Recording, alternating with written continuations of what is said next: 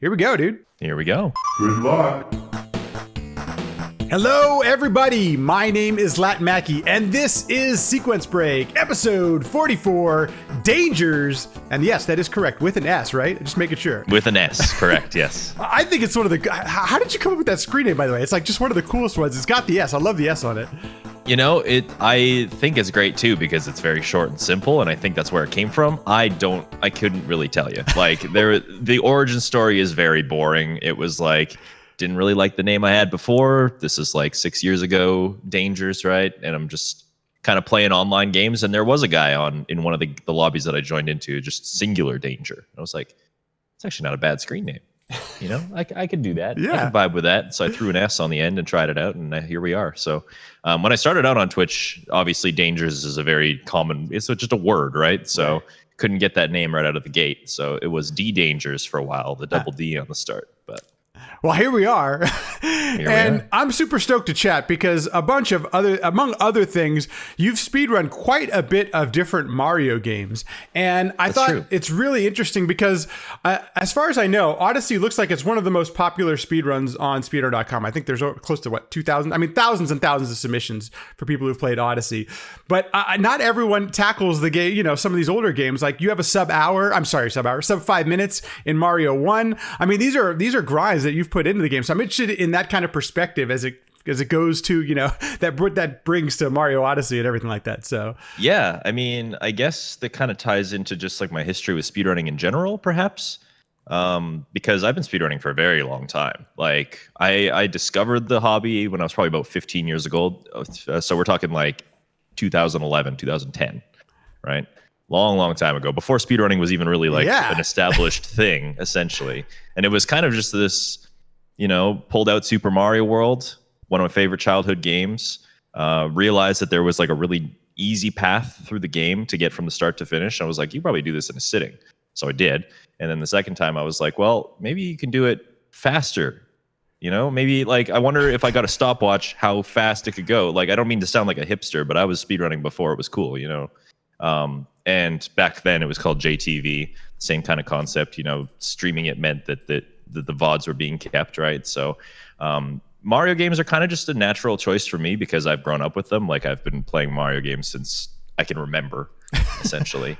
So, Super Mario World being the game that I grew up with and the game that I loved so much, and just going back to it and seeing that path, and like that game in particular, it controls so well. And there are some levels that you almost feel like that was the way that the developers intended. Like they put the obstacles in front of you. If you're a casual player, you're going to interact with them and stuff like that. But if you know the levels like the back of your hand, you can just rush through it with, just running through. And it felt so clean and so natural that was the way that I felt like I had to play the game, it was like play it faster than before.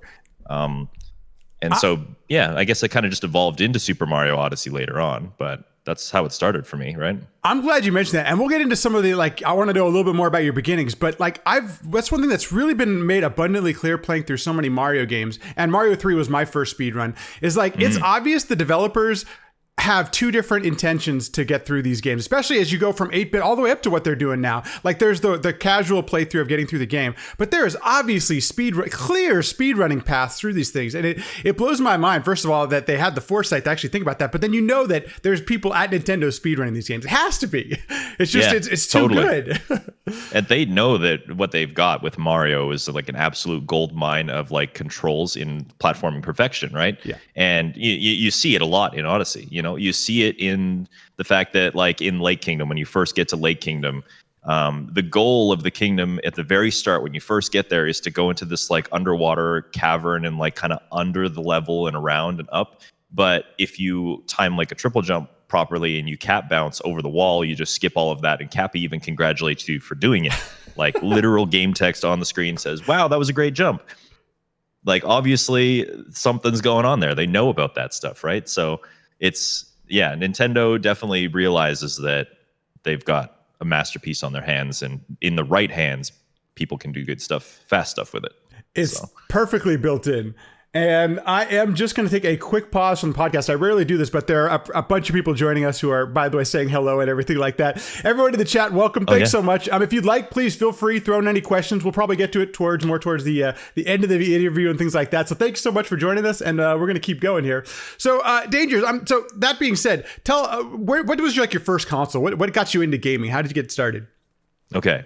Gaming, just in general. Yeah. Just I've been way gaming back when. My whole life. I'm pretty sure that my parents and maybe my uncle had like an original NES and a Super NES.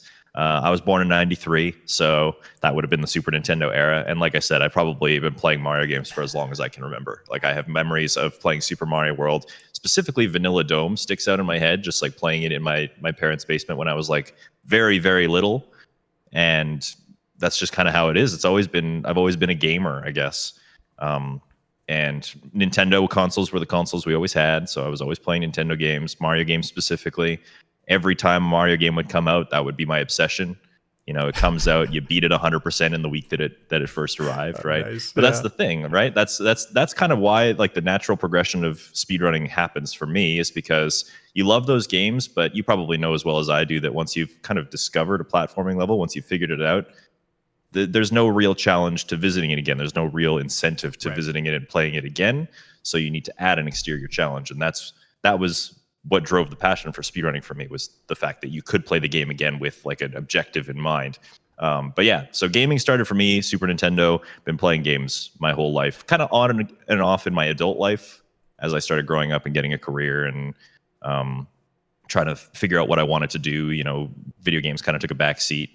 Party phase of my life, video games probably took a back seat, but they've always been there and I've been doing them forever. So you mentioned that you kind of discovered through your own path of speedrunning around 2010, 2011, when there wasn't a lot on there was some stuff on the internet, but not like what we have now with very little. Yeah, and this kind of stuff. Is there one thing that did you see any sort of speedrunning before you tried it yourself?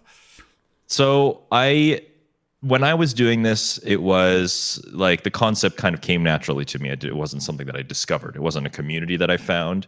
It wasn't until I was taking it seriously and was like, yeah, this time is actually pretty decent, I think. Like, I wonder if anybody else is doing that on the internet. That was my thought. It's like, I wonder if somebody else is doing this. And I happened to stumble upon Speed Demos Archive, which was, it's kind of like speedrun.com, but it was ancient. They probably had like maybe a dozen games on there, one of them being Metroid Prime, and Super Mario World just so happened to be one of them. And I found that my time was like 20 seconds off of the world record at the time, which was an 11-minute flat time. Oh, wow. And I was like, wow, I actually am pretty good at this then, I guess. And there was also one other guy I remember on JTV at the time that was doing speedruns of Donkey Kong Country. And that was like my entire exposure of speedrunning. There wasn't really a community about it, but the people who did come and see my JTV channel, like our really tight-knit group, they seemed to enjoy it and they thought I was pretty good at it. So that was my initial exposure with speedrunning, was that. And because it was so long ago, yeah, it's weird that there was no community for it. And it's kind of refreshing to like come back to it later and find that it had blown up into this whole blown thing. You got GDQ and you got people making careers on Twitch through speedrunning and like just gaming and stuff like that. It was crazy to me. And it's what brought me back, I guess. So it sounds like real life took you away from it growing up, all this, the process of getting older and things like that. What was the thing that, like you mentioned, that the community kind of brought you back? Was it something, what made you want to try it out yourself again, I guess, because you've already done it at this point? Right. Yeah. I obviously know I really enjoyed it. It was real life that got in the way. It was sometime around like high school where, I was trying to discover myself and I was trying to figure out what I wanted to do with my career and stuff like that. And that kind of took the driver's seat. It felt like a growing up experience, right? It felt like video games were a thing of my past. I was moving into what I was supposed to do. Right. Of course, what you're supposed to do is whatever you want to do, but that's a completely separate topic for another time. And it was actually, I was kind of, it's like a full circle kind of story here, really, because the thing that I thought I wanted to do was being a chef, cooking. And I spent 8 years in the culinary industry doing cooking, being a chef. And towards the tail end of it, probably around the middle of 2018, it was just really starting to get to me. It was really something that I was like, maybe this isn't what I really want to do. Tragedy kind of struck. I got appendicitis, which I don't recommend to anybody, by the way. Don't get it. It was in April of 2018, got appendicitis, put me out of work for 2 weeks. Oh, man. And obviously couldn't do anything, just stuck around the house, didn't know what to do. Rediscovered Twitch, found Super Mario Odyssey was like 6 months old at the time. So I was like, I wonder if people are speedrunning this game, because it's, I had just enjoyed the experience of the game, right? So I was like, maybe people are speedrunning it. Check it out. Nicrovita's on there. He's speedrunning it. He's got like a time that's just over an hour long. I'm like, there are people speedrunning this. I could probably do that. There I am with my 2 weeks off, and I start speedrunning, and here we are today. It just kind of snowballed out of control. Okay. That's so awesome. It's funny the way that it seems like you were just rolling with life there, man. It wasn't like, you were actively seeking this out. Honestly, sometimes life just kind of does that to you. You just have this moment that changes everything. So one of the things being that my first Mario game was Mario 1. I was alive when it first came out. Okay. Just to tell you how old I am. And I have basically enjoyed every single Mario game. I struggled a little bit with Sunshine, but I've loved so many of the Mario games leading up to Odyssey. And I just got a Switch like this year. So I just played Odyssey for the first time about 6 months ago. And immediately, for somebody who's like me and like yourself, who have grown up with these games for like decades, Odyssey just seems like the perfect mix of like all of these things. And I'm curious if your first playthrough of it, did you take it casually, or were you ready to jump in and just start speedrunning the thing? Like, what's your approach when you play a game like that? Well, that's the thing. So I mentioned that like Mario games, every time a Mario game comes out, it kind of like brings me back to gaming. It brings me back to the experience of like, that I've always had throughout my entire life. A new Mario game comes out, beat it in a week. That's what you got to do. So that's exactly how it was. I was still very much involved. This is November or October, I think, of 2017. So I was still very involved in my career. I was still doing my work. And as a cook, that's sometimes like 10 to 12 hours a day, 6 days a week, right? So didn't really have the time for gaming. So my experience with Odyssey was casual when I first got it. Wasn't on Twitch at all, wasn't watching Twitch at all. So like I saw the game was coming out. I knew it was a new Mario game, had to get it. And over the first 2 weeks that the game came out, I had to beat 100%. I had to, Google where some of the moons were and stuff like that, and figure out like what's the easiest way to get coins. Because by the time I was done everything, there were way too many things that you needed to buy still. Right. But so yeah, my first experience with Odyssey was really casual because it was just my life situation, I guess. And that totally makes sense. And Odyssey's like perfect for if you want to play it casually like that, because you can play it in short stints, or you can just go for it for 40 hours if you want. I think that's one of the great things about the game. It has that kind of it has the entryway into it that way. Totally. And very open-ended. So like there's so many different things that you can do that you can kind of just pick off a couple things here and there. And it doesn't really it wasn't like the other 3D Mario games where it kicks you out of the level every time you accomplish something too, right? So you're like literally just immersed every single time you go in. So that's, I think, a testament to what Nintendo brings to the Mario games.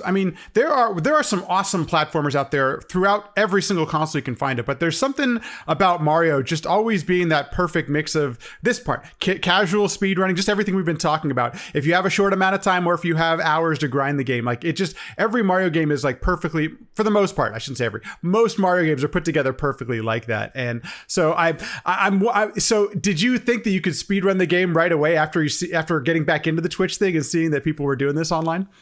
Yeah. It wasn't on my mind when I played through casually, right? And it was, a very short gaming experience then. It was like, the Mario game's out. I got to beat it 100%. Okay, I beat it 100%. Back to work, video games are done. You had your fun. It's over now. But then when the incident happened and I started watching these speedruns, I was like, oh yeah, that is something I can do. That looks achievable for me. Somebody with 26 years of speedrunning and Mario game experience, right? Totally. I was just like, yeah, that's something I can do. And so that was my instinct. I just kind of refreshed what I had done back in 2010. I was like, let's get a channel going, because I can just record all my speedruns that way. Didn't have a microphone, didn't have a camera, nothing like that. It was just, I just want to record the runs. I want them to be somewhere. So I just started doing it just like that. Can you take us through the speedrun a little bit? Because one of the things, obviously the thing that you see right away when you're playing the game is movement and the way that Mario controls. What makes Odyssey and this speedrun kind of unique? Or what are some of the things maybe you need to learn to take on a speedrun like this? Well, I always kind of praise Odyssey for being an extremely good beginner game, because like you said, it is a Mario game first and foremost. So it's not the most difficult game in the world to just complete. But Odyssey kind of takes it one step further, and is very linear in its progression. You have to go through all the kingdoms, but you just have to collect a certain amount of moons to get by them. So that concept is really easy. You can collect whatever moons you want to. And so the challenge of beating the game is very, very minimal, which means that just about anybody can do it. And there are a couple of speedrunners would call them required tricks that you should learn because they're pretty easy and they save a whole bunch of time. And those tricks are, very easy, like I said. So it was found day one, the fact that you could skip the entire moon cave at the end. I kind of call it like the victory road of Super Mario Odyssey. It's got like this intense music and lava and like extreme platforming. And we kind of just like go around the back and wall jump up. Yeah, it's the greatest trick, but it's been around now for, it seems like, since day one. Literally found day one. And that's the thing is like, when you see when people who speedrun the game say that's really the only trick you need to know, it makes the game seem even more approachable. And I think that is kind of a testament to why it's been so popular.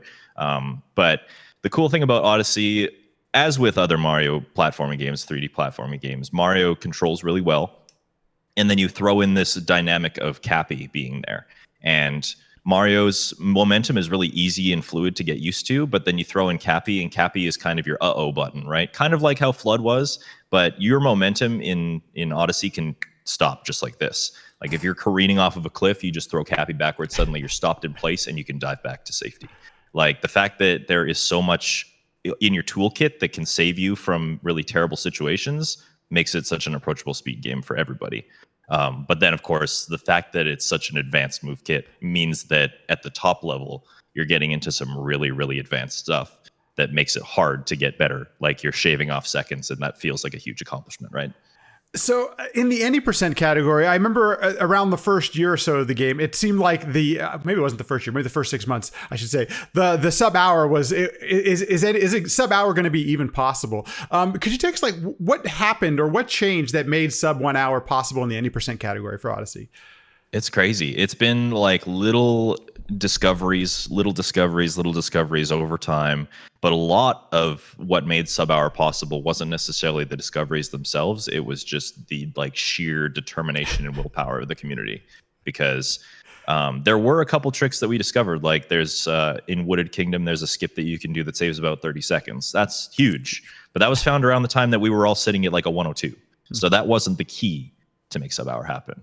There was a discovery like probably about 3 or 4 months before the sub-hour happened that saved like 8 seconds. But again, 8 seconds is only 8 seconds. It wasn't really what pushed it to sub-hour. It was the perseverance of everybody to figure out how to kind of optimize what Mario does that made sub-hour possible. And we knew kind of intuitively, probably like the middle of 2018, that it was going to be possible just because of that, right? We were all really clumsy with how Mario moved. We weren't tightening it up as much as we could. And yeah, because there were so many people playing and so many eyes on it and so much activity, so much determination to make it happen, that's what made it happen. It was the determination to just push it forward.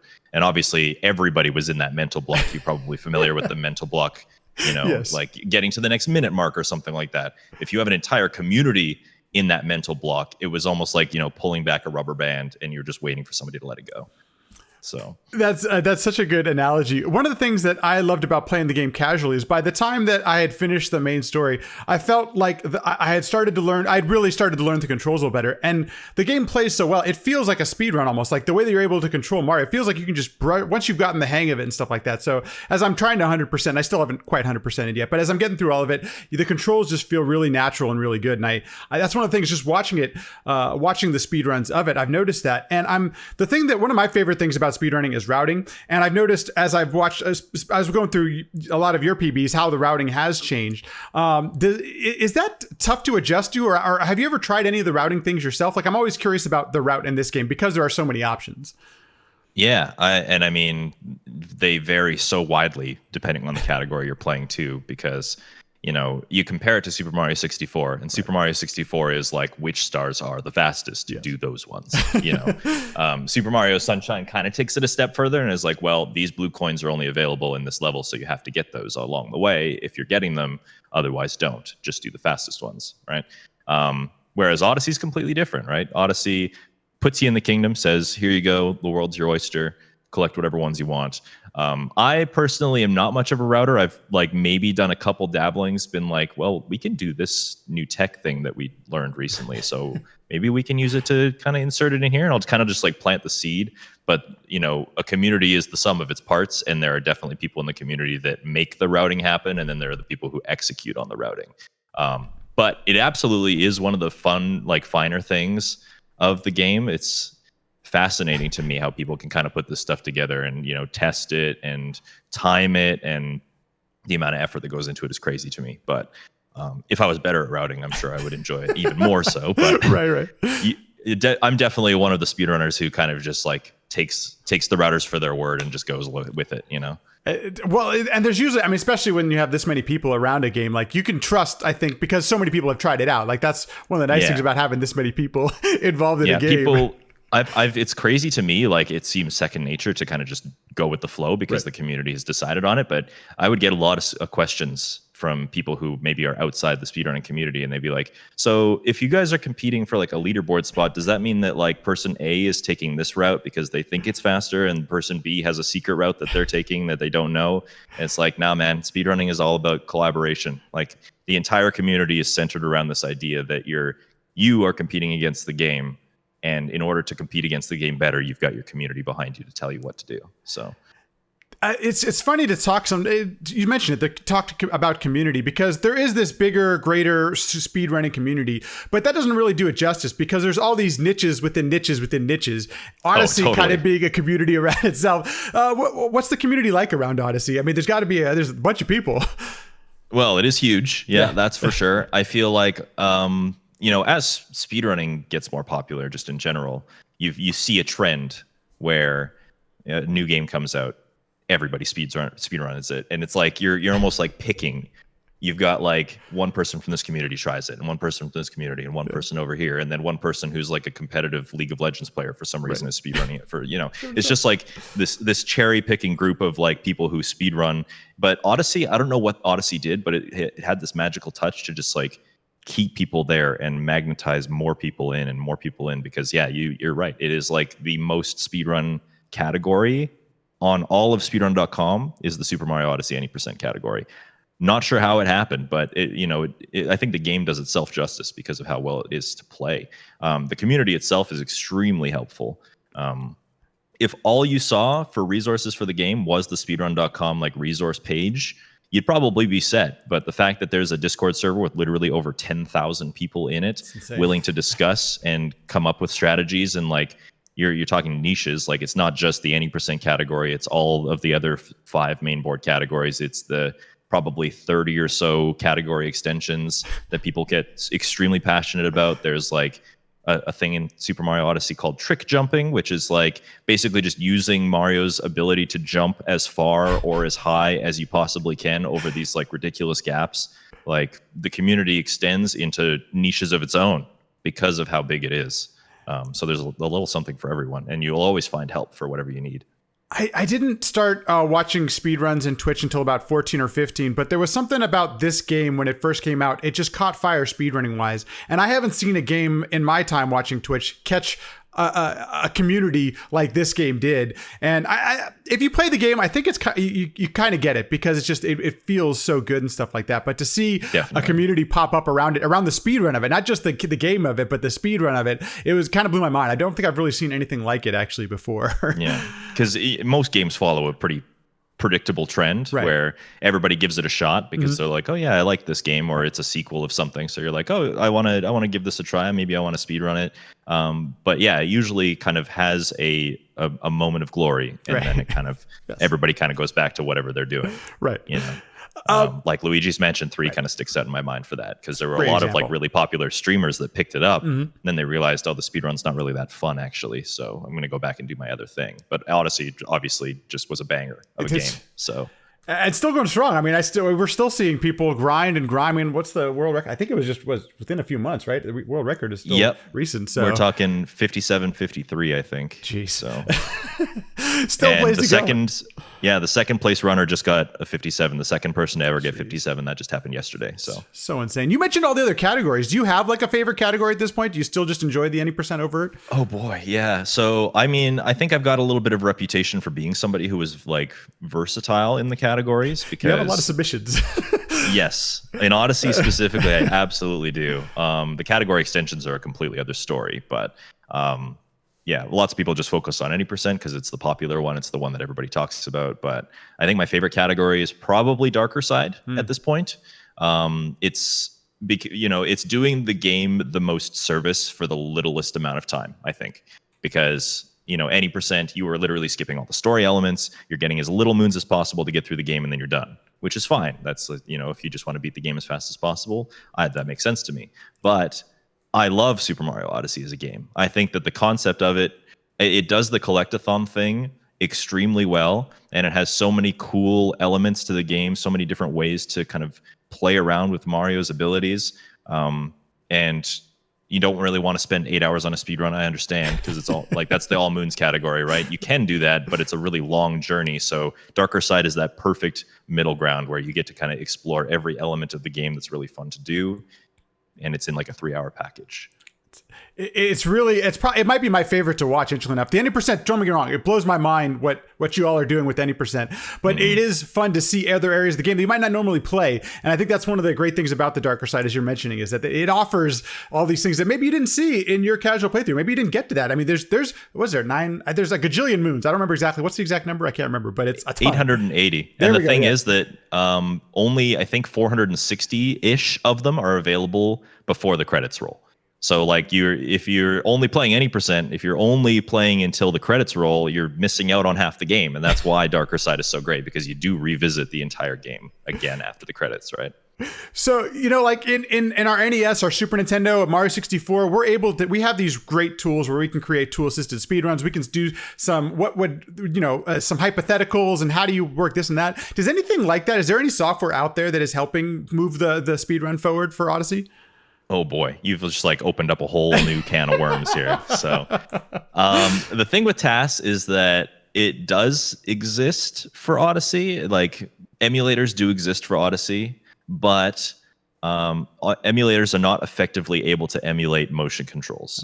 And motion controls are a very big part of Super Mario Odyssey speedruns. So it does exist, but it can't reliably be used to create a full-blown run. So the community has created a workaround, and it's something that I think has existed for maybe like one other game in all of history, but it's what we call the best theoretical time. And it's essentially a TAS in the sense that it is a heavily segmented run where you are basically piecing together the fastest segments that you possibly can, but you're doing it with human play. So the idea would be like, if the game is going from moon to moon, you capture a segment from one moon to the next, and you just repeat that over and over and over again until you get it to the absolute fastest that you can, and you splice it together with like 100 other segments that look like that, essentially. So that's what that's our closest TAS replication, is the fact that we do something called best theoretical time. And people, like, talking about niches, that is a whole niche all in itself, is people who do grinding segments, probably like 2 or 3 second segments, grinding them down to as small as they can get, and putting them together into this like display, essentially. And the best theoretical time for the game, just based on human achievable segments, is somewhere like, I think it's 55. Oh wow, 55 minutes. So it's like holy cow. No, it's not really. But then it doesn't it's not very surprising, right? Right. But then you look at it, you watch it, and you're like, you would never do that in an hour-long speedrun. Like, that is ridiculous. Nobody would ever try to attempt that. Like, it looks like a task. Right. It looks like a task at this point. It's just something that we kind of strive towards. And the funny thing is, best theoretical time back in the day when we did the very first iteration of it was barely a sub-hour, and then we surpassed that now. I think that's really cool. So So I've been I grind out a lot of the bonk games, and the taskers who have tasked the game, it's a very big collaboration. Like they're able to tell us things that we weren't sure that could actually be done, and then we go try it. Sometimes it works, sometimes it doesn't. But it's cool that there's that. Does that collaboration happen between the theory and then? Have you seen any of the theory stuff implemented in? I know some of you said it's just a little bit too crazy, but have you seen any of that being implemented into the run? Oh, certainly, yeah. I feel like it's always kind of the benchmark for what we want to achieve. We discover something that you can do with Mario's movement. Like one example is probably like spin, throw, roll cancels. So, we can get a little bit into theory here. Yeah, please. Roll canceling is something that we can do probably because of the buffer system that exists. Like if you've ever tried to jump before landing on the ground, like you have probably like 7 or 8 frames where you can jump. You can press the jump button before you land and you'll get a jump right away. Like there's a buffer system in the game to make it a little bit easier. We think that the buffer system helps to incorporate roll cancels. When you're rolling, you can only long jump out of a roll or like let the roll end. But if you press a cap throw button in a jump, you can cancel it and Cappy will come out because you're throwing your cap, right? But spin throw roll cancels was something where you're replacing your cap throw input with like a motion control spin input. So you're spin throwing as you're roll canceling. And that was something that was like, why would you ever do that? That sounds like a really complex, convoluted amount of, inputs. And you're seeing it in the BTT and you're like, yeah, it makes sense for sure. And you were thinking like, no, it's crazy. Nobody would ever want to do that in their speedruns. 3 months later, people are doing spin throw roll cancels in their speedruns. It's the BTT sheet for us is kind of like we are going to achieve this later kind of thing. You're like, this is what we're striving to achieve. And the crossover is crazy because it's not people who are technically putting together a run frame by frame, right? It's not a separate entity. You're still physically doing the segments, right? So, I mean, the guy who has the world record right now was like one of the pioneers of the BTT sheet. He was one of the ones who was grinding out those segments at first. Finally decided to start doing runs of his own and obviously was a wizard at it, right? So there is absolutely crossover there to the point where they're the same people essentially. So that's you mentioned it earlier, some of the controls with the motion controls and things like that. And I've been fortunate to see a couple of the runs live now, and it just seeing what you all are doing with the wrists and everything. It's amazing. It's just flat. Oh yeah. I get fascinated by watching people do these inputs and stuff like that because it does. Watching it on a stream it does it a lot of justice. Don't get me wrong. It's amazing watching it, but it doesn't do really. I don't even want to try to make it up because I'll look like an idiot. But but I'm curious. Like, does it ever take a toll on your wrists and your fingers and all that kind of stuff playing at this high level with that many reps you've put into it? I think that I've heard some stories from people, specifically people who speedrun other games that like play Odyssey, and they say, yeah, like it was kind of a workout, but just with like anything that takes a little bit of like strain to get used to, you kind of just learn the way to do it that makes it comfortable, right? Like you're not shaking your whole arms and like, working up a sweat. You're kind of just like flicking your wrists down and you learn that works just fine. There's a strategy like spin throwing, for example, requires you to basically like drive the bus, right? Right. You kind of have to do this with your controller and that kind of gets a little bit tiring. I actually discovered a workaround. Basically, you just need to have your controller input a motion sideways. So when I spin throw, I do this and I just like slap the side of my controller smart. and it works just fine. Yeah. It's just you teach yourself how to make it not such a pain, I guess. And it's good. You kind of need to because the motion controls are everywhere. So that's right. And until I saw it live, I didn't realize some people were using the Pro controller. Some people were using the motion, the Joy-Cons. Like there's once again, there's just so many different ways to run and play this game. It's once again so simple on the surface, yet you can make it as complicated or as sophisticated as you want, which I just think is super fascinating as well. Certainly. Did you start out with one or the other, or have you always approached it from the Pro controller? I'm pretty sure I did my casual playthrough on Joy-Cons, but I realized that if I was going to speedrun, if I was going to take it seriously, I wanted a controller that I could actually fit in my hands. That wasn't just like, because like does it feel like a toy? I don't know about you, but like this controller is very small. So brutal, yes. So yeah, I did start speedrunning on the Pro-Con. It's something that everybody recommends. The Joy-Cons do have the added ability to do a down throw wherever, which is handy, but it's not necessarily like necessary. In the 80% speedrun, it actually has no uses at all. So yeah, basically whatever is more comfortable for you. One of the things, so I try to watch as many of your videos and PBs before I chat with somebody on the podcast. And I really loved your tutorials and kind of like your analyzation of like beginner and intermediate levels of the, and it actually opened up my mind. I don't know if I'll ever speedrun the game, but I definitely want to keep playing it and keep trying some of these new things that you've identified and able to. Is it tough to do something like that? Has that impacted your own gameplay, doing some of those breakdowns and tutorials and things like that for this game? You know, I've always said that the best way to learn something is to teach it.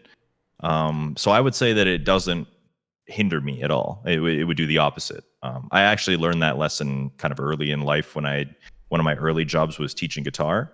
And I don't know how I landed the job because, you know, when I got the job, I was probably playing guitar for like 2 or 3 years and it was just like a hobby. I had like a high school band and just like a friend recommended me totally one day, you know, I was like, okay, well, now I'm teaching it to kids. And in the 6 months that I had that guitar teaching job, suddenly my knowledge of music experience or like music theory and stuff went up like way more than I ever expected it could. My technicality went up, like, you know, because you're trying to make sure that you don't look like an idiot in front of these kids. So you have to learn how to teach them, right? So you're learning your technique so that it can be second nature to you. And I feel like that's what teaching Odyssey was kind of like as well. Is like you got to know what you're talking about. So you know, it helps you to practice the things that you're talking about so that you make sure you get it with like pinpoint accuracy so that when you pass on the information, you're not giving it false, right? So it really kind of just hones in everything that you're teaching. Dude, that is such a great analogy. If you don't mind me asking, do you still play today? Do you still play any music or do anything with music? I mean, I do have my guitar behind me. It kind of just chills there, hey. But not as much as I used to, admittedly. Just whenever I'm bored. It's come up like a fair amount of speedrunners are also have some sort of music in their background or they enjoy the music. And one of the things I loved about Odyssey, it's kind of tough to ignore, is the soundtrack is just like kicking the whole time. I mean, there's such good music in the game, and I find that fascinating that I always wonder some of the correlations because we see software engineers be speedrunners. Like there's these kind of correlations we have in our community, and for some reason music comes up a lot. And I don't know what do you think about the music in the game? Did you enjoy it? Oh, I mean, the music in the game, absolutely, it's great. Like people ask me what my favorite track is, and I feel like I give a different answer every time because it's hard for me to know, right? Like I think about, I like mentally go through all the kingdoms and I'm like, yeah, you know what? I don't dislike any of the music actually. It's all good. It's just all bangers. It's interesting that you say that there's musicians in the speedrunning community and whether there's a correlation there because I 100% think there is. Yeah. I feel like the practice that goes into being good at speedrunning is like 1-for-1, the practice that goes into being a musician. It's all about, you know, repetition to a certain technique. And if you want to be able to get it down to the point where you don't even have to think about it, you have to practice it in a way that is efficient, right? And musicians do that all the time. That's why you do scales, right? You do scales so that you know where all the notes are in a given scale. You can kind of improvise around it once you get used to the scale. You know, that's the same as speedrunning. You know, you're trying to do a trick. So you spend 2 hours practicing it, figuring out what it works, observing what it is that makes it work, figuring out how you can get there easier, more efficiently, and so that it just becomes second nature when you have to do it in a run, right? I'm so glad you pointed that out because that is so right on the money. I'm still teaching music in as a kind of a, I wouldn't say hobby, but a part of like, I teach at a couple local high schools, and that repetition and that attention to the detail, all of that stuff goes so well with going into music and stuff. That is so right on. I haven't heard anybody articulate it that way. So that it couldn't be more right. Yeah, actually, I didn't know you taught music as well. That's awesome. I really enjoy it. It's something I found in high school, and then I continue to. I don't play very well, but I still enjoy the working with young musicians and you know, moving them to the next level, because there's something of achievement, just like in speedrunning, where like if you keep that's one of the things I think, and you've already started to mention it here, but something so true about speedrunning is the people who are the best in the world at this game, such as yourself, like they're, you know, the sub 1 hour. It's not necessarily that you have a ton more talent than 2,000 other people. It's the grind and the work ethic to get there, and that comes up time and time again throughout all of speedrunning. Totally. And that's another parallel with music, actually, by the way. Like the fact that, you know, you might browse a YouTube channel and you're like, oh, I'm interested in Super Mario Odyssey speedrunning. You check out a popular YouTuber's channel and they have a sub-hour run or whatever. And you see that and you're like, wow, that takes a lot of like talent, they might say.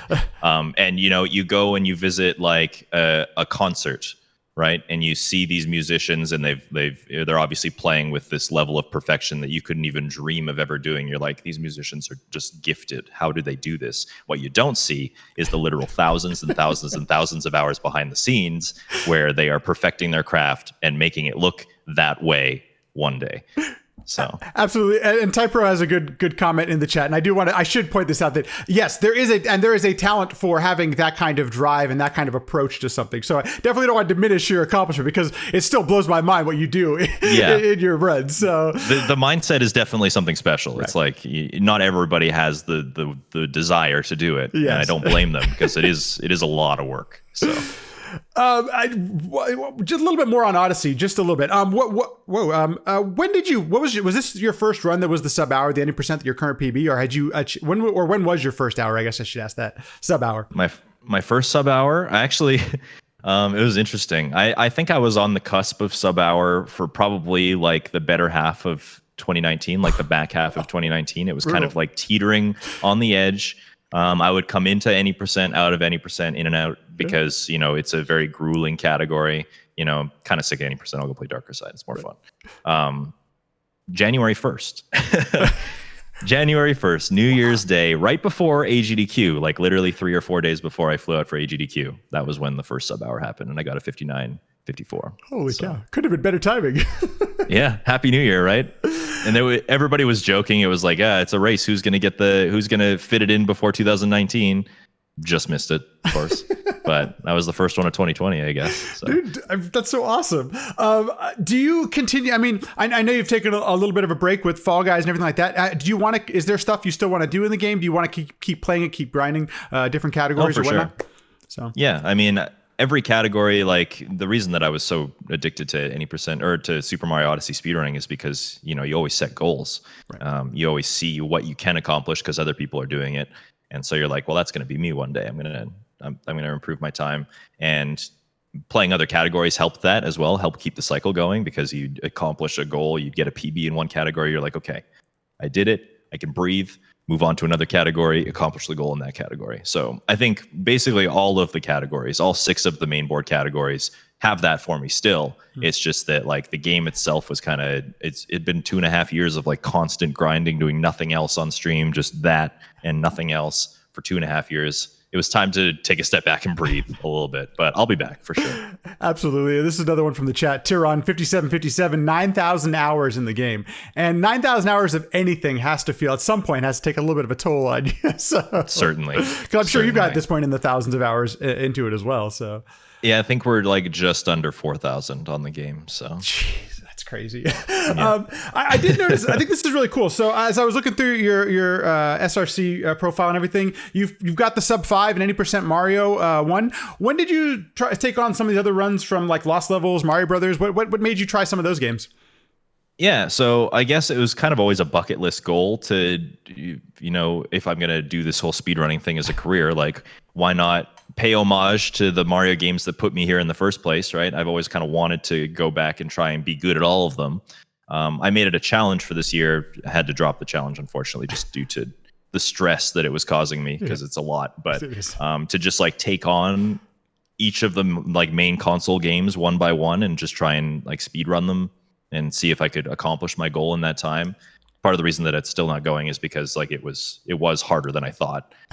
But the SMB1 thing, yeah, January was SMB1 month, and I was like, sub 5 seems pretty tangible. I have the chops. When I was doing Super Mario World speedruns back in 2010, 2011, I was playing the Super Mario All-Stars version, and I think I got a time of like 5:07 on that. So I was like, yeah, I'm pretty sure I could make that happen. I could probably make the sub 1 happen, or the sub 5. And so gave that a shot.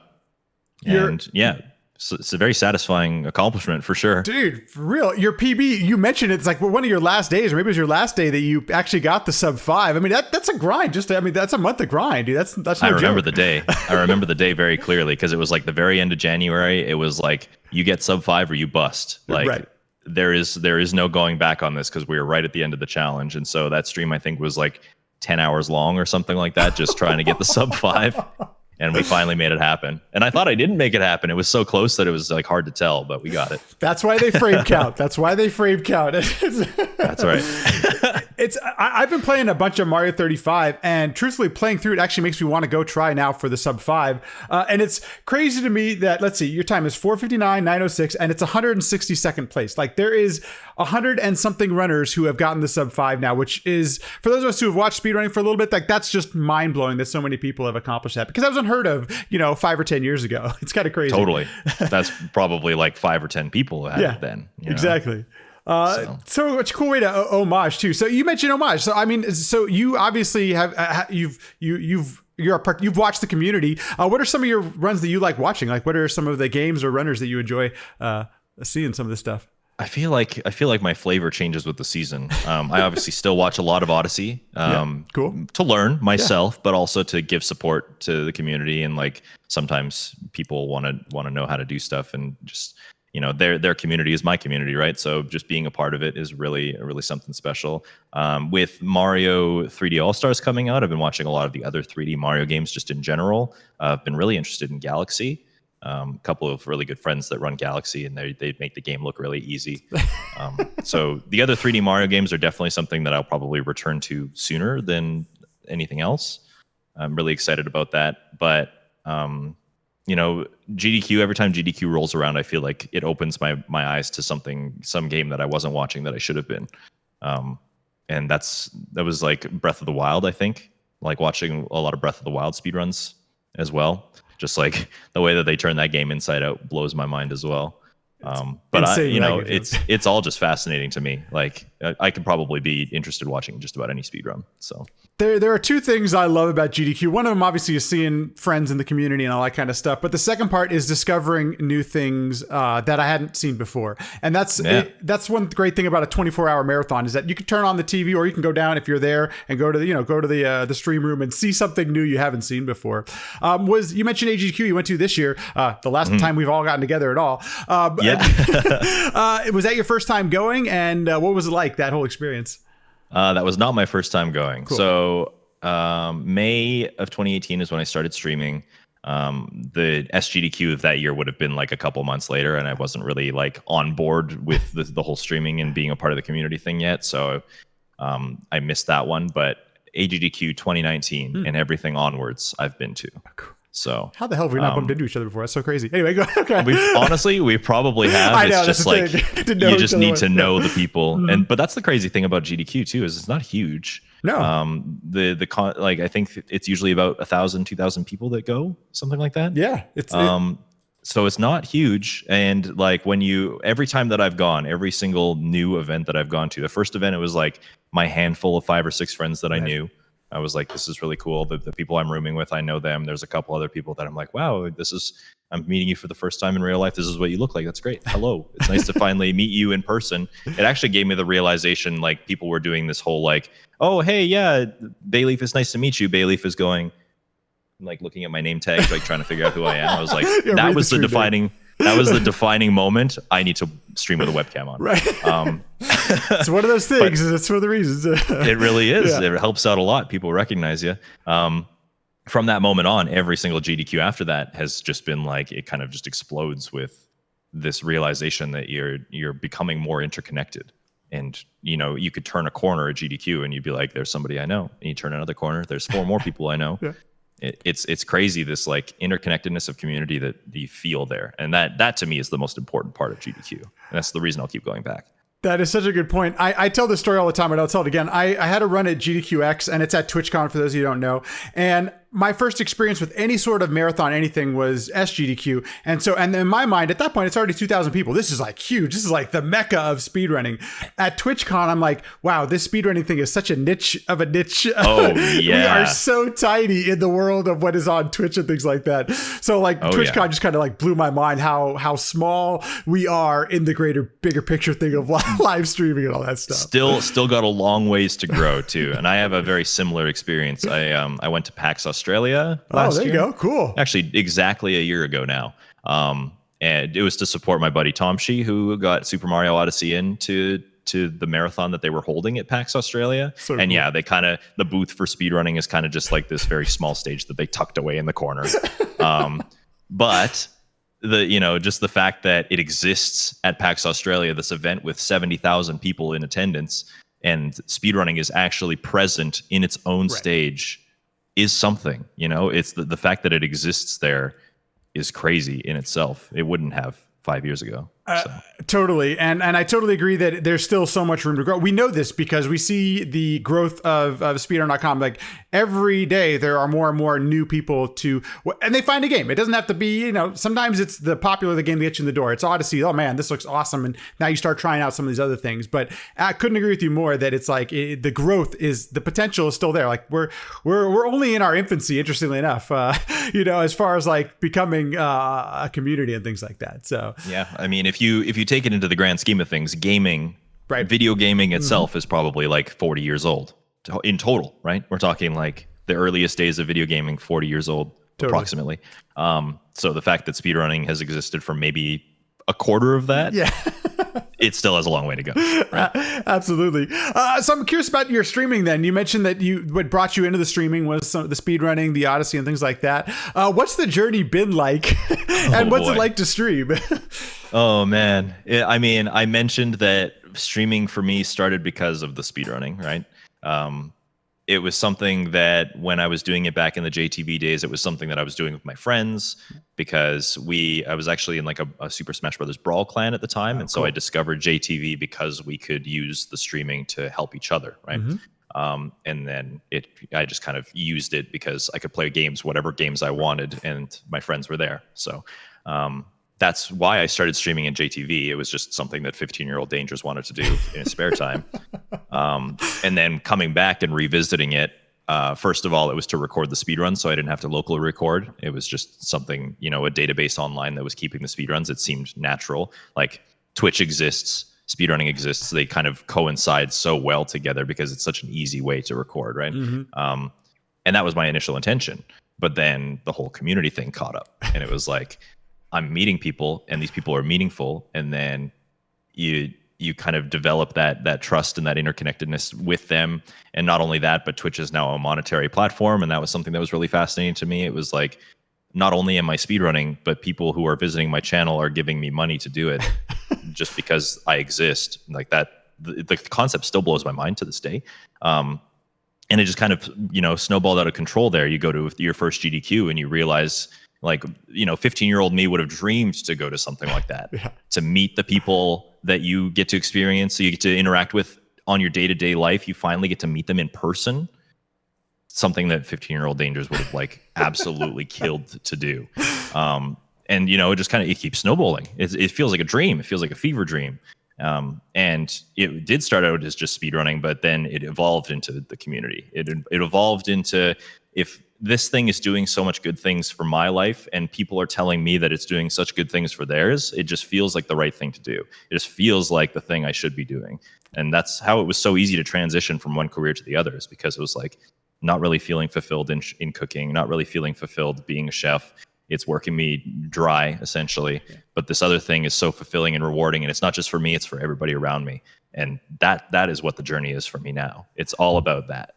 I think that's probably one of the things that I love so much about the speedrunning streamers in general, is the amount of sharing that goes on. And just it is a community in the truest sense of the word, that there is so much collaboration and involvement of if you're a viewer, like it doesn't matter what your position might be in the community, whether you're a viewer or whether you're somebody who chats or not, or a lurker or anything. It all seems so inclusive to me. And I know it takes some effort to do that kind of things, but it's something I noticed about your community. And admittedly, I've only been watching for a few months. Inclusivity is an important thing to you. And I think that comes across every day I'm watching your stream, every time I've watched your stream. Is that something you have to constantly think about, work out? Like how does that actually happen from the stream?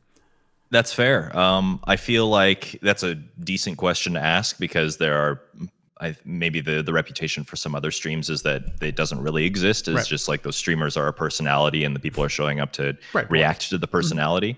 For me, it doesn't really feel like I have to try to make the inclusivity thing happen. Like cool. I think it's just a part of who I am. Maybe it's the Canadian part of me. I'm not sure what it is exactly. It's just like, I realize that I owe everything to the people who are showing up, but it's not something that I have to think about. It's just like, it kind of feeds off of itself. It snowballs just because it exists, kind of, I guess.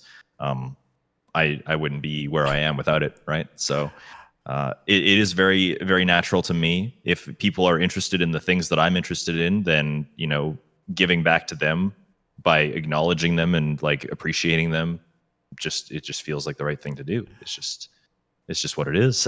No, I totally dig that, man. That's you. You're bringing your real life to the stream, and I think that obviously comes across. That's really cool.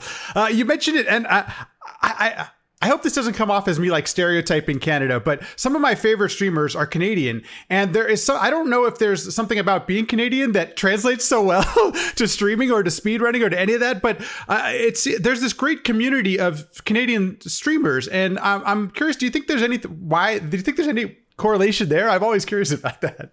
I don't know, and maybe it does, like the stereotype is that Canadians are very polite and friendly. The nice thing. And I mean, if calling it a stereotype makes it sound bad, I like know. you kind of think of the word stereotype and you think of it as like a negative connotation, but like I will wear that with a badge of honor. That's awesome. Call me polite and nice. Absolutely.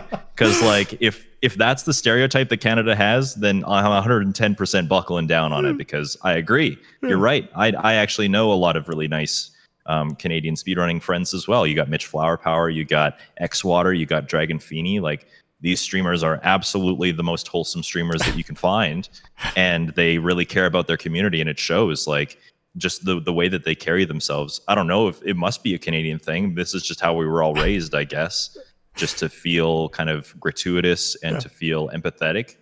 Maybe that's a Canadian thing. I couldn't tell you for sure. It's just the way that we were raised, I guess. And having hung out with some of you, like it's not a put on. Like it's you. The person is the same off stream. I think maybe that's something about streaming too. Is that because you're broadcasting for so long, it's kind of tough to fake that for that amount of time. So it is. Like what you see is what you get. Like that's really the way some of these people are off stream. So.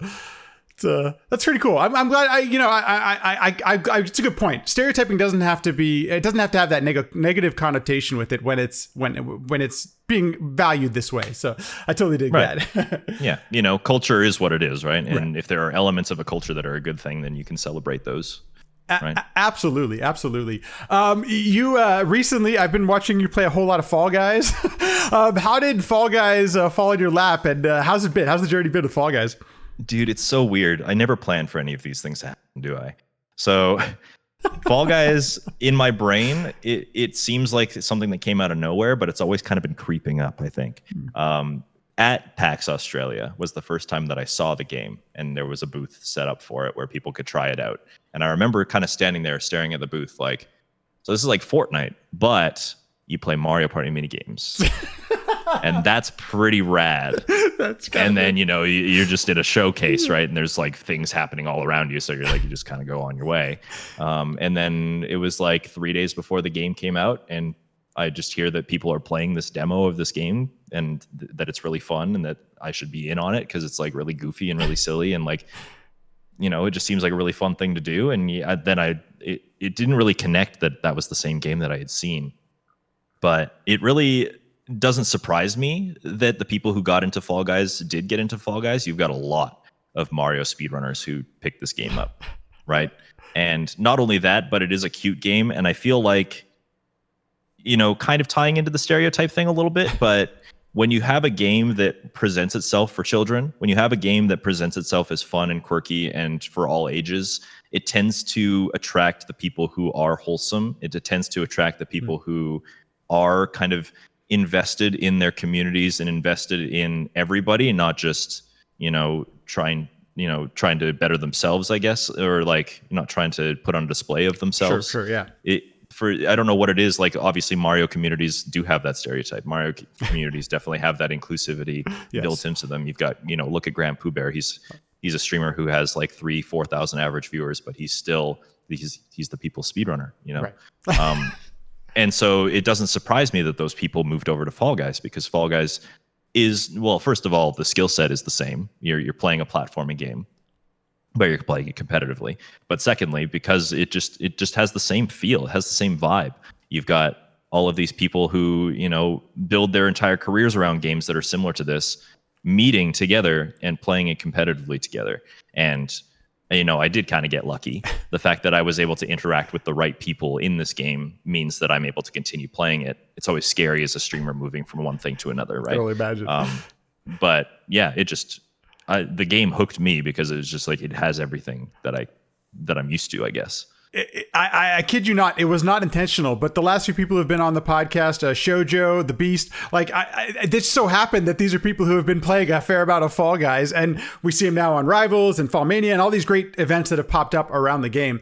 I think something that is a little bit weird to talk about, but one of the things I've noticed about what makes a great speed game or makes it fun to watch or to run the game is having some element of randomness, some RNG to it, because typically the cream of the crop, the people who play the game the best will rise to the top, but there's always going to be something that levels out the playing field just a bit. And I think Fall Guys really has found that perfect niche. I know it's trying to change a little bit with season 2, but like that RNG with seeing the people who are skilled at the game move forward in it. And I'm curious if you've had that same experience, because watching you play specifically, I'm like, you're obviously better than a good majority of the people, but there's still that randomness that evens everything out. Oh, totally. Yeah. And I think that it was, we as players who are trying to, milk the game for being the best at it all the time, always, we get a little bit frustrated with those things. Sure. But, I think it's built into the game as a concept, right? You're controlling this jelly bean that doesn't even know how to stand up properly.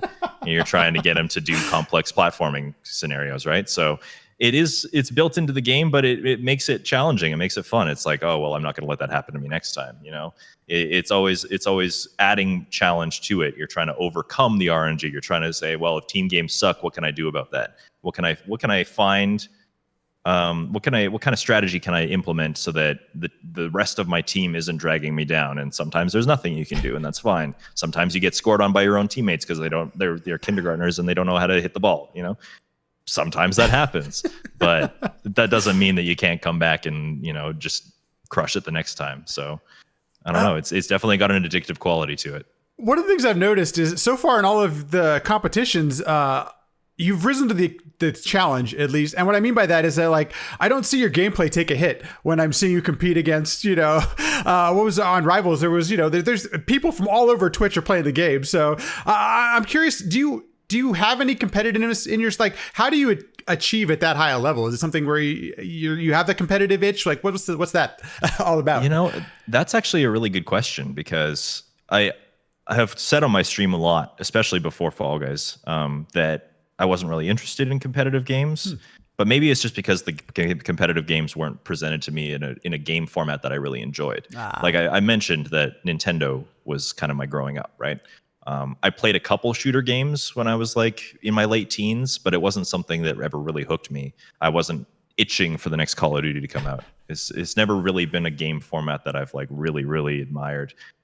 So it wasn't necessarily, I was misdiagnosing myself, I guess. It wasn't the competitiveness that I didn't like. It was the game genre, essentially. Yeah. So the fact that there is a competitive platforming game that exists now is something very compelling to me. And yes, I do consider myself a pretty competitive person. I am competitive mostly with myself. That's why I'm a speedrunner. But also, like, growing up playing sports, I knew that I took it very seriously, and that, like, the aim of the game is to win the game at the end, right? So you might as well give it your all. And I think that kind of just translated into Fall Guys as well. It's tough to not think about the most recent Fall Mania, because it looked like you were suffering with some internet problems as you were grinding it out, and literally my heart is breaking, because I'm like, it was really competitive. Like, the finals match was pretty crazy between all four of you. Was that the case? I mean, it was tough to watch, man. I was like, oh no. Yeah, I do feel like I got robbed. I got like, the tech issues didn't end up disconnecting me from the game, so I probably could have just played it out. But your mentality takes a big toll when something like that happens, right? You're like you're on the big screen and you're trying to figure out how to get your stream back online, because thousands of people are watching, and it's in the finals of an event that you can win $5,000 in. Like, I've never had my stream disconnect in the way that it did, but of course it picked that moment, right? So I was a little bit heartbroken. It threw me off my game a little bit. I was playing really well up until the finals, so that was a little bit heartbreaking, but there's always next time. So funny thing, I've watched a fair amount of Fall Guys in the past few weeks and stuff, but I actually haven't tried playing the game myself. What's what would you recommend first getting into the game? What's a good thing to learn? Like, what are some of the first things you should be learning in the game if you actually want to be somewhat competitive and go for crowns and things? Yeah, I think that just playing the game is the best way to do it, really, because you learn the intricacies of the map. You learn how it can be random. You can learn like the door patterns for gate crash, or you can learn which ways platforms rotate or something like that. And you're really not going to learn that until you play it, I guess. Like if you go in expecting to get a crown in the first hour, you're going to be pretty disappointed. Like I'm pretty sure when I started playing the game, even with everybody being new at the game, I'm pretty sure it took me probably like 20 hours to win my first crown or something like that. You know, like, you spend the first hour maybe not qualifying the first race or even the second race. It's an accomplishment to get to the end in the first place. It's like an accomplishment to get to the final round in the first place. I guess there's a couple of like control things that you can learn that can help you out, like the fact that you can jump on a hill and then like bounce off of it, and if it's downhill you'll like gain momentum because you're going down the slope like a bunny hill, right? But most of the controls are very simple aside from that, so it's just about learning how to utilize them the best way, and you kind of just do that with time, just like speedrunning. The best way to get good at it is to just kind of throw yourself at it until it works. So keep doing it. That's the one common through line of anybody who I've talked to on the podcast. It's repetition. Yeah. Learn good habits, Exactly. Those kind of things. Any speedrun out there that you would like to pursue at some point in the future, that maybe it's Odyssey, maybe it's a different category, maybe some other games at all? Mm-hmm. Yep. So I did mention that, tackling all the Mario games is something that I want to do. I'm probably going to take it at a little bit of a slower pace than like all of them in a year, but the 3D ones especially have kind of captivated my interest. When I start speedrunning Mario again, when I've decided that my break is over, 3D All-Stars, I think I want to tackle all the games on there. I think that would be really cool, especially Galaxy. Odyssey's always got goals for me to accomplish. I'll never be satisfied with that game. Typical speedrunner trope, right? My run sucks. It's something that speedrunners utter all the time. It's so true. There's always time on the table, man. Exactly. I'm glad to hear you say 3D All-Stars, because one thing that I've kind of found interesting about that is that there was a fair amount of criticism for it out there on, on the Twitters and YouTube and all that kind of stuff. And yet I still see a ton of people playing. They prefer, I don't know if they're preferring that version, but I've still seen a lot of people playing the game. And I don't know if you've gotten a chance to play through it casually at all, but I thought it was really, a good mix of things. And I'm glad to hear I've thought about it myself, because it's really well put together, and it's fun seeing it with the nice graphics and the updated graphics and all that kind of stuff. Certainly, yeah. Have you had a chance to agree with that? Play through it casually at all? I played through Super Mario 64 casually, yeah. Cool. I haven't touched the rest though just yet, but I mean, I grew up with the game, so I know what they're all about, right? And yeah, it's interesting that you say that like Twitter kind of blew up over the game and criticized it harshly. Twitter is a really good place for like that to happen. Just in general, I feel like the build up to whatever is happening is always just like harshly criticized on Twitter and on social media, and people have their opinions. But then when the game comes out, we were like, oh, we were kind of all over exaggerating, weren't we? Like, this was really fun. Just enjoy it for what it is. You know what I mean? And yeah, you can be disappointed with how much we got out of it. You can be disappointed that they left out Super Mario Galaxy 2. You can be disappointed they didn't remake the games from the ground up, whatever. The fact that it exists, if you play it, maybe this is your first experience with the game. I think that's probably the coolest part about 3D All-Stars, is that I did grow up with the games, but not everybody did, right? If you never experienced Super Mario 64, you never experienced Super Mario Sunshine in your childhood because you were born in 2000 before the games even came out, for example. Yeah. This might be your first chance at doing that, and you absolutely should, because these games are classics, right? And I think that being able to play them on the Pro controller with some updated controls as well makes it feel a little bit more fluid as well, and it's probably, in my opinion, one of the best ways to play the game. Because the controllers of yesterday are probably not the best controllers anyway. So true. I'm always curious too. Like you're a person who plays games for a living. Like this is your career and everything. Do you game casually offline? Like when you're not on stream, are you gaming? And if so, what are some of the games you enjoy outside of stream? I would say that when it comes to passions, I have a very one-track mind. So like maybe that is just like why I've been okay at speedrunning over the years, is because my focus is hyper fixated on it. But lately I've noticed that it's kind of opened up a little bit. Maybe it's because I'm taking a break from Odyssey and it's not 100% Odyssey right now. But I have been delving into a couple other things. I really like roguelike games. So I recently re-downloaded Rogue Legacy to play through it again because Rogue Legacy 2 has just come out as well. Oh, cool. There was a cute game called Gunfire Reborn, which was like a first-person shooter game that is a roguelike as well. So exploring a couple of those as well. And then Among Us has been another game that's kind of just been on my radar for a little while. Hard to get a group together for it, but man, it's just such a satisfying time with friends. It's like I feel like it's the Monopoly of our time because you can just like it's an easy way to get angry at your friends for things that they're doing. Dude, so true. And here's my thing. I haven't played a ton of it, but I really miss hanging out with people. Like the quarantine thing has definitely had a little effect on me, just not seeing friends, you know? And so Among Us couldn't come around at a better time, like just to, for like a shit talk with your friends. Like it's great. Like just being able to like BS with your friends and like have, I haven't played it on stream or anything like that yet. And it's great to have that kind of experience that I've been missing from people I like hanging out with. I think that reason alone is probably the reason that it blew up as much as it did. I could agree more, dude. Could not agree more. Glad to hear you enjoyed it as well. If you don't mind giving it, what was like? Because I've wanted to try roguelikes, and I got to get somebody on the podcast, some of the roguelike players, because I don't know where to start. There seem like there are so many great ones out there. Do you have like a recommendation for maybe a first roguelike to try? Well, I guess it depends because roguelikes come in all different flavors. So like the roguelike is kind of just something that you slap on that means like you start from the beginning of the game and you like try and get as far as you can and then you start over again, right? That's kind of like what roguelikes are all about. But you know, the genre attached to it can be completely different too. So I guess it really depends on that. Like I just said, Gunfire Reborn is a first-person shooter, but Rogue Legacy is a 2D side-scroller. Right? Okay, cool. So if you're into 2D side-scrolling platforming, and you said you play Mario 3, so Rogue Legacy was probably my introduction to roguelikes, and I love it to pieces. It can get very technical. The skill ceiling gets very high. So that's probably a good place to start. Always fun. I know I've been watching a lot of Spelunky. Oh yeah, great. That game seems very, very hard and very punishing. So maybe not a first one, but definitely one to get around to. Yeah, there's so many good ones out there. That's one of the, Spelunky is one of those things too, where I look at it and it just looks very punishing. But one thing I've learned, recently I've been going back and beating NES games that just seem like way too challenging to beat. So I went through all the Castlevania games. I'm going to take on Battletoads next. And it's like, one of the things I've learned as an adult is just go ahead and try them. Like, even though they may look intimidating from a streamer who's been playing it for 30 hours or whatever, doesn't mean it actually is that way. And, go ahead and try those games if you haven't before. Yeah, I guess. Absolutely. Yeah.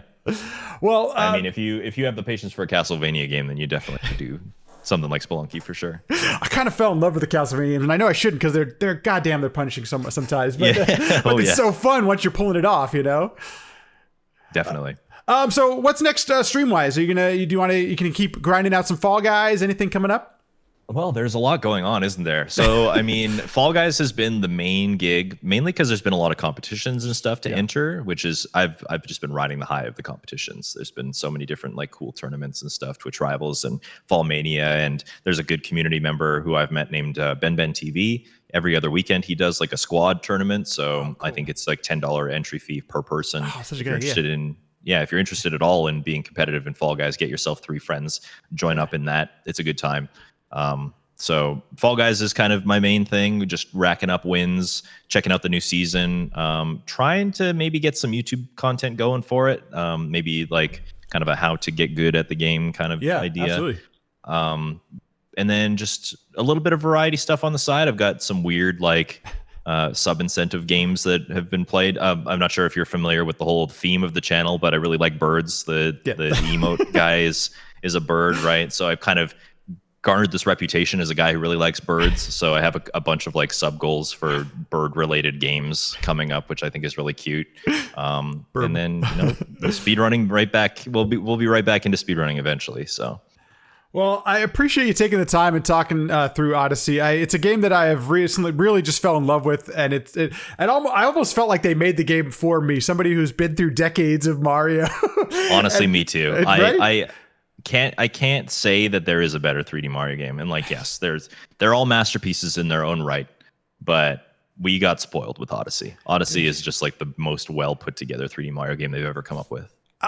So when I picked up 3D All Stars, I went back and played some Mario 64, and I love that game. But it feels after you've played Odyssey, it's tough to play any other 3D Mario game. Like it just flat out. Oh yeah, you feel like you have to struggle against it a little bit. Is like the best way that I can describe it. Yeah. And if you're playing on original hardware, like going back to Super Mario Sunshine or Super Mario Galaxy, the fact that the Switch has control sticks that are 360 degrees rather than like having the notches in it also feels like a crutch. It makes the other games feel very like mechanical. Yes, totally. Yeah. And it's weird. It's weird to go back and play them because of that. So yeah, that's why I say I think we got spoiled with Odyssey, is because it just kind of like took everything that they've been building up to since 1996 with Super Mario 64 and just kind of created this masterpiece with it. They really did, and I appreciate you having so much knowledge and bringing it to the conversation, because I've wanted to talk about it because of the experience I had. I think one of the things in gaming, I don't know if you feel this way, but like when you have this great experience, I want to go share it with people. I'm like, have you played this game? You got to try it out, you know? Definitely. So I'm thankful that there's this community out there too, that there's still people. I mean, you can tune into to Twitch any day of the week and you'll find somebody grinding a speedrun of Odyssey because it's that good. And there's still, I have a feeling we'll still see new things. There's too many people playing the game where new things aren't going to get discovered. It's just it's the nature of the beast with the community that's around Odyssey.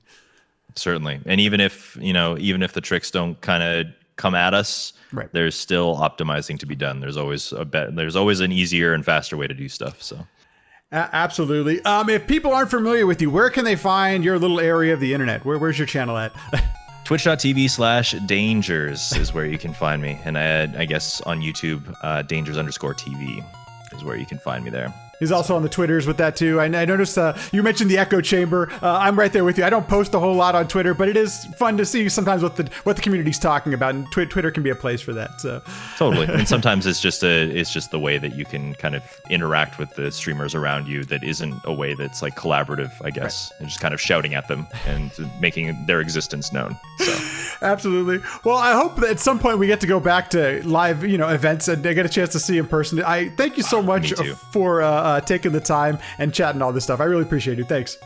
It's been an absolute pleasure. Thank you for having me on. Thanks everyone for listening and watching. If you're enjoying the podcast, subscribe, leave a review. All those things go a long way to helping out the podcast. If you'd like to continue the conversation, I'm on Twitter @LatMackey, or you can also join the LatMackey Discord, where we have a sequence break channel. We talk about guests, we have questions. It's really interactive, really fun. Please feel free to stop on by. Thanks so much. See you in the next one.